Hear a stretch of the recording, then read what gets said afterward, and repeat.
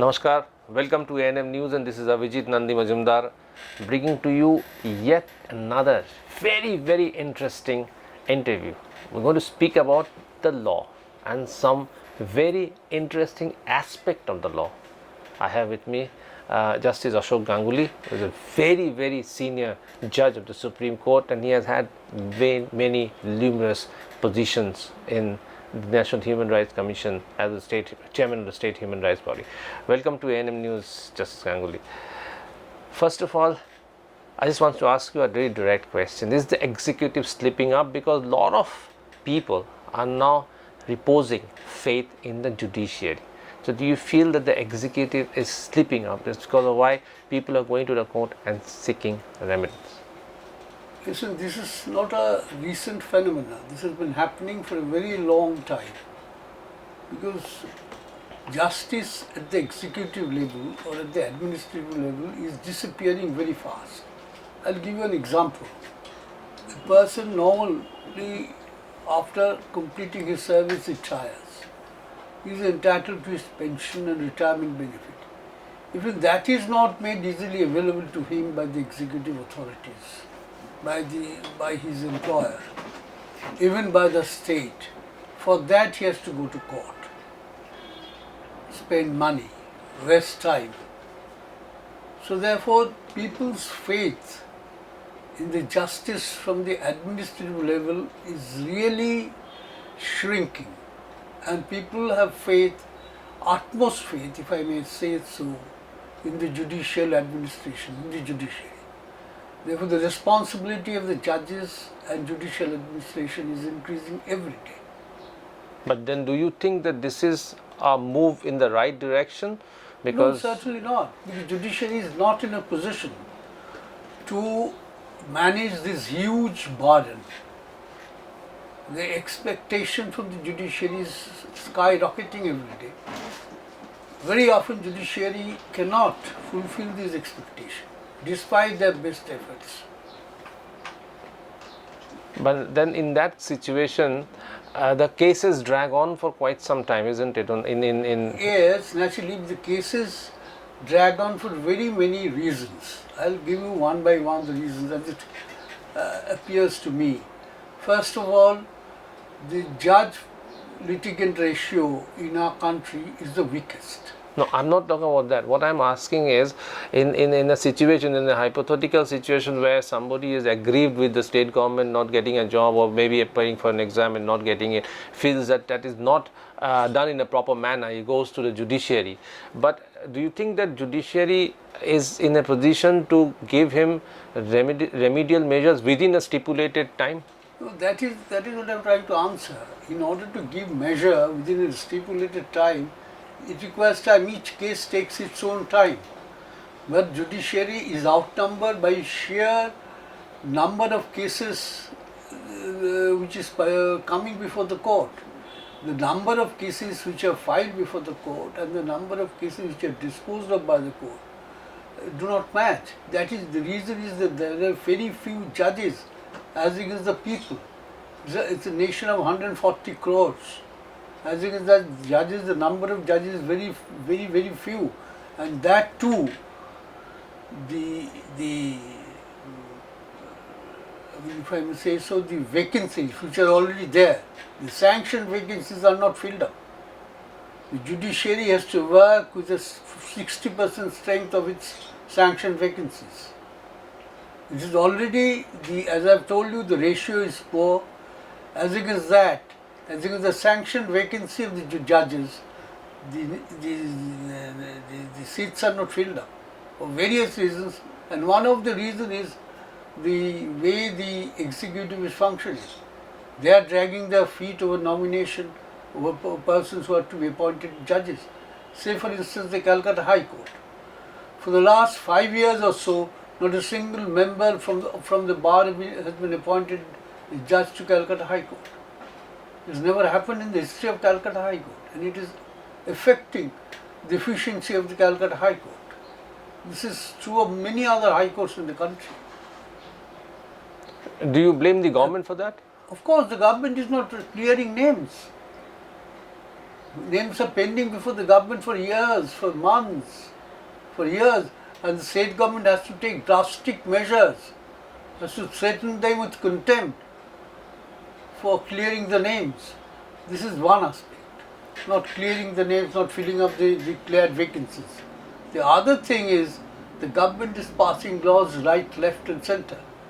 As soon as you pass laws, your rights under the laws are sort of dealt with, then people are expecting their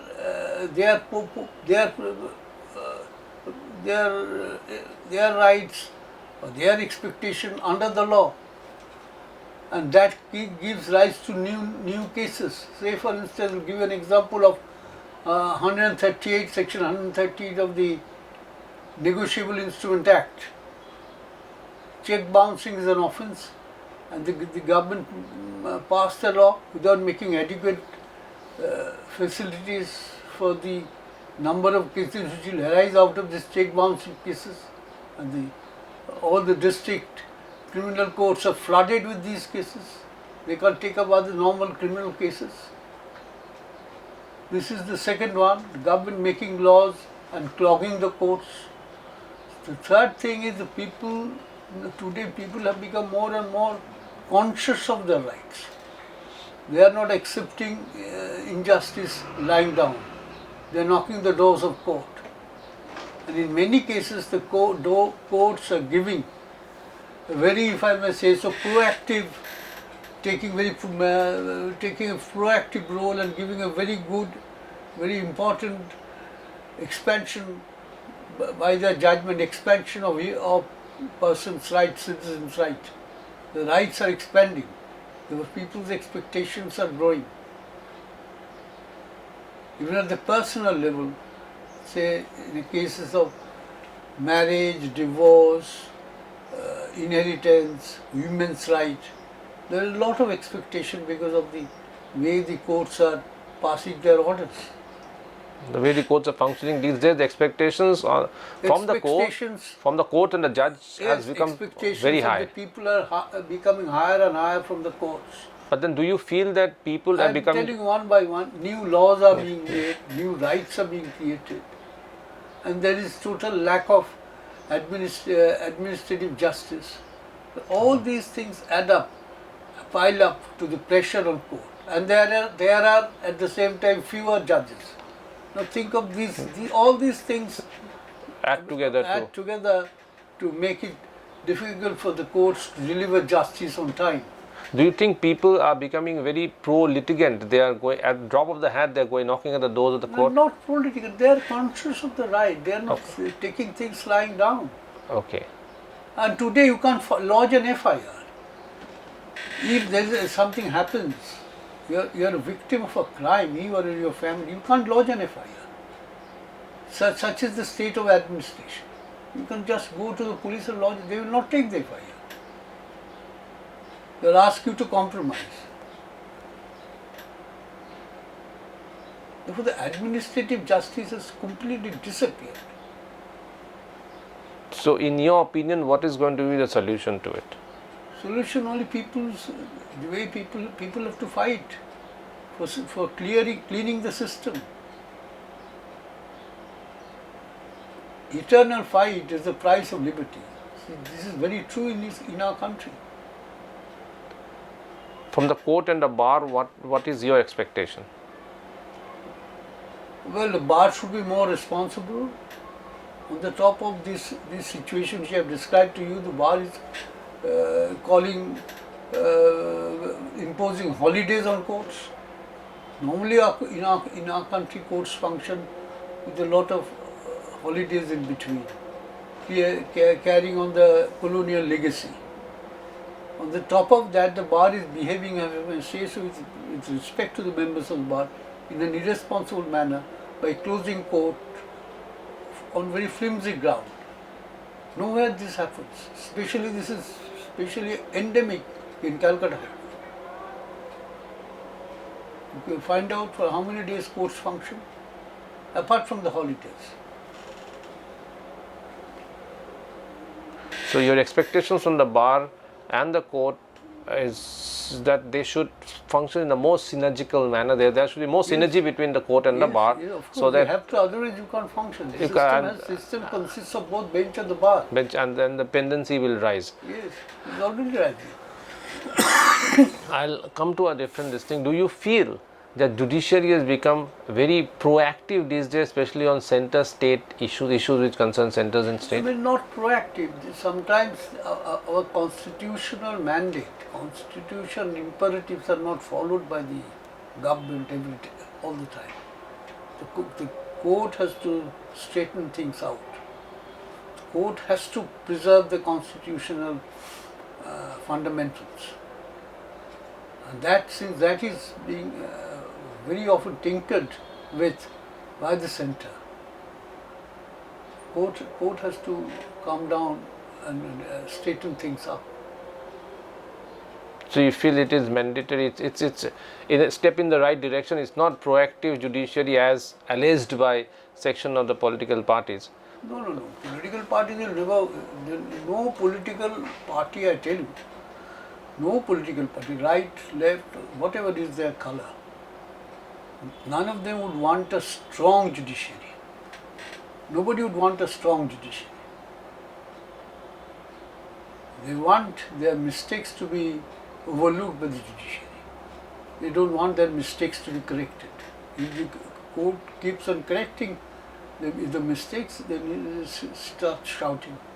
The court is overreaching.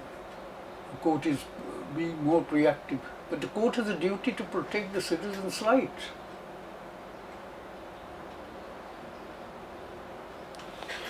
In that case, how do you react to the charges of some political parties that a few sections in the judiciary have a political bias? This is wrong. This is not a new charge. This has been, you should think of those, when Mrs. Indira Gandhi was the Prime Minister, and she wanted to do, in her view, some social reforms.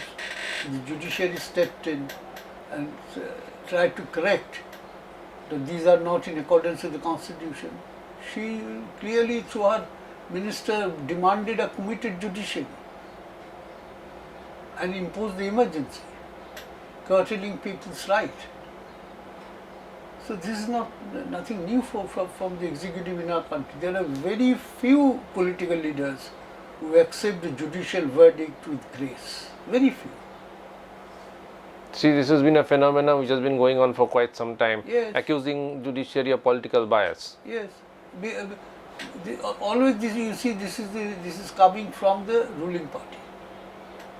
And when the same ruling party goes in the opposition, they rely on judicial verdict. The same opposition party.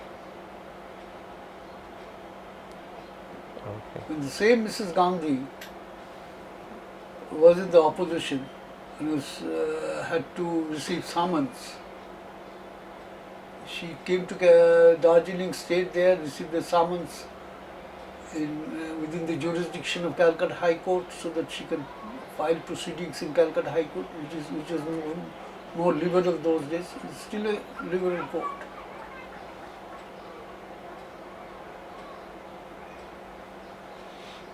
So in that case, in your opinion, when somebody from the judiciary joins politics, do you support that? Well, it's a matter of personal choice. But in my view, there should be some apparent situation which should not lead people to feel, or will not allow people to guess that this learned judge which has joined politics was already biased in favor of the party which he joins.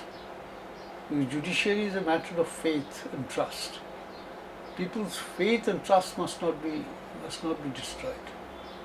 So the judges must behave in such a fashion that people may have faith in the system. People have faith in the judiciary. Still people have faith in judiciary. Still by and large. So in such a situation, what has been the most remarkable aspect in your judicial career? My judicial career, the most remarkable aspect is joining the Supreme Court, the last court in the country, the last court in the highest democracy in the world, a court which lances orders over 140 crores of people. It's a very important position and a very responsible position. To reach that position is the dream of every lawyer. As a first generation lawyer, I could realize that position or reach that position is by God's grace. So what's your advice to young law students? How do they take up their career? As do they go into the bar and then move into the court? Well, so how do they proceed? I am not in a position to advise anybody. Everybody has to look after his or her career. But the law is a very challenging career. It's a very challenging option. You see, as Mr. Nariman has said it, it's a school of hard knocks. You have to be you have to be prepared to be knocked down and again get up and again fight. It's a case of relentless effort. Only then you can succeed. Even then, success does not come everyone's way. But you have to give your best to succeed here. And do you have any regrets in your life? Well, I have so many regrets. So many regrets. These are personal Things. issues. I don't want to share it with others. I understand, but anything that you consider maybe you would have taken if you would have gone ahead with it, but now you feel a little a blunder? No, personal level, on a question of personal ambition, I don't have regrets. Personal ambition, you see, I'm not a person with so much of ambition. I never expected that I will end my career as a Supreme Court judge. I started my career as a school teacher. But I never had a plan to join the legal profession. But I joined it. Fate brought me here. And ultimately the place where I landed up. My efforts were there, but only my efforts were not the thing which took me there. Maybe the good wishes of my parents and my friends, my seniors, all these things combined together to help me to reach there. And there was ultimately some help from the Almighty. Did you plan to join politics ever? No. I think the level of ethics in the present day politics is so low, I can't compromise with that. I would feel very, very uncomfortable in any political party. Were you ever offered any political post? Not political post. I was in 2016. I was asked by several political parties to contest the West Bengal Assembly election. But you took a conscious decision not to. Yes, I took a decision not to contest it because I realized that you cannot contest any election without compromising on issues of black money and muscle power. These are the two things which have a great deal of great play in an election situation. You see it everywhere. Money and muscle, you must allow them to have a large play in an electoral battle. Why should I accept myself in that position where I have to be a mute spectator to all these things? And lastly, you don't regret it? I don't regret it. That was a conscious decision not to join the electoral fray. Thank you very much for talking to us, Justice Ganguly.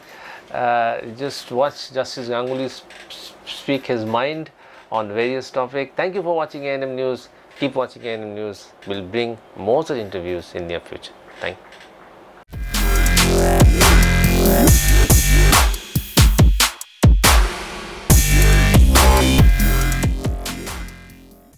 আরও খবরের update পেতে subscribe করুন আমাদের YouTube চ্যানেলটি আর bell আইকনে click করুন notifications পেতে।